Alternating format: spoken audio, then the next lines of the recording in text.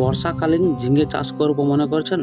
পুষা নজদর 7পুতিয়া 12পুতিয়া জাত কিন্তু খুব ভালো। জ্যৈষ্ঠ থেকে আষাঢ় মাস পর্যন্ত বীজ বপনের সময়। 10 কাঠা জমিতে 150 গ্রাম বীজ লাগবে।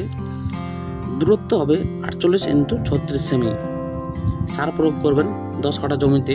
মূল জমি তৈরির সময় 7 থেকে 8 কুইন্টাল গোবর সার বা জৈব সার দিন, এবং মূল সার হিসেবে 2.8 কেজি হিসেবে নাইট্রোজেন, ফসফেট, পটাশ এবং 1 কেজি জিঙ্ক সালফেট দেন। তার সাথে 400 গ্রাম সোহাগা প্রয়োগ করুন, তাহলে খুবই ভালো ফলন হবে। চাপান সার হিসাবে 1.5 কেজি করে নাইট্রোজেন 21 দিনের মাথায় একবার, 42 দিনের মাথায় একবার, দুবার দিতে হবে। ফলন হবে প্রচুর, 7 থেকে 8 কুইন্টাল।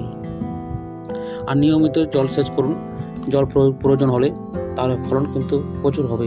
আর ফুল আসার পূর্বে বোরন স্প্রে করবেন 2 গ্রাম প্রতি লিটার জলে। ধন্যবাদ।